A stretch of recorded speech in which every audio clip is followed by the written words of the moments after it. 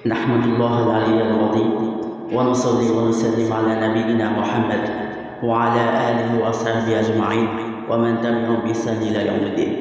قال الله تعالى في القرآن الكريم: اليوم أكملت لكم دينكم وأتممت عليكم نعمتي ورضيت لكم الإسلام دينا. প্রথমে শুকরিয়া আদায় করছি মহান আল্লাহ তাআলার জন্য, যিনি আমাদেরকে এই উত্তম একটি পরিবেশ সৃষ্টি করে দিয়েছেন তার দিন সম্পর্কে আলোচনা করার জন্য।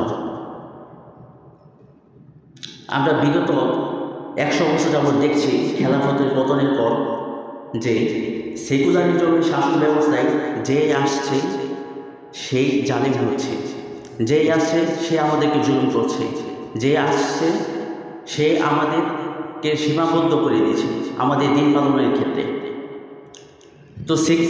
তো আমরা বিগত 100 যাবতের সেকুলারিজম শাসন ব্যবস্থায় আমরা বুঝতে পারলাম যে এই শাসন ব্যবস্থা কোনোদিনও মানুষের উপকার করতে পারে না।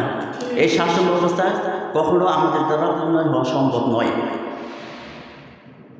তো এই আমেরিকান কর্তৃক গণতান্ত্রিক যে বিশ্ব শাসন ব্যবস্থা এখন আমাদের মাঝে চলমান, এর মাধ্যমে আমরা বুঝতে পারছি যে এই শাসন ব্যবস্থা দ্বারা কোনোভাবে উন্নয়ন হওয়া সম্ভব না।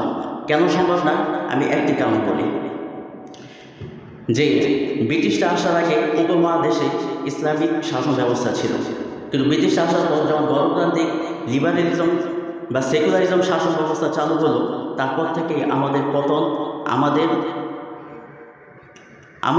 আমাদের মাঝে বিভক্তি, আমাদের নিম্নস্তর হওয়া এটা শুরু হয়ে গেল। তো ব্রিটিশরা এই দেশে আসার পর যে শাসন ব্যবস্থা তৈরি করেছিল তার লক্ষ্য ছিল দুইটি: এক, আমাদেরকে শাসন করা, দ্বিতীয়ত আমাদের শোষণ করা। তো এই ব্যবস্থাটাকে টিকিয়ে রাখে আমরা যতই সংস্করণের কথা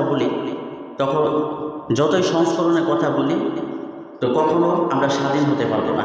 তাই ব্রিটিশ কর্তৃক যে শাসন ব্যবস্থাটা আছে সেটা আমাদেরকে ভেঙে দিতে হবে। তো পরিশেষে একটা কথাই বলবো, মহান আল্লাহ তাআলা বলেন: আল-ইয়াওমা আকমালতু লাকুম দীনাকুম ওয়া আতমামতু আলাইকুম নি'মাতি ওয়া রাদিতু লাকুমুল ইসলাম দীনা। আমি তোমাদের জন্য আমার দিনকে পরিপূর্ণ করে দিয়েছি, আমার নিয়ামতকে পরিপূর্ণ করে দিয়েছি, আমি এই দিন দ্বারা তোমাদের উপর সন্তুষ্ট হয়ে গেলাম। তাই যেহেতু সেকুলার শাসন ব্যবস্থার মাধ্যমে উন্নয়ন হওয়া সম্ভব না, সেকুলার দ্বারা মানুষকে শোষণ করা হয়, মানুষকে জুলুম করা হয়, এই শাসন ব্যবস্থার মাধ্যমে মানুষকে শুধু হত্যা, দর্শন, নির্যাতন এবং কঠোরভাবে নিয়ন্ত্রণ ব্যবস্থা।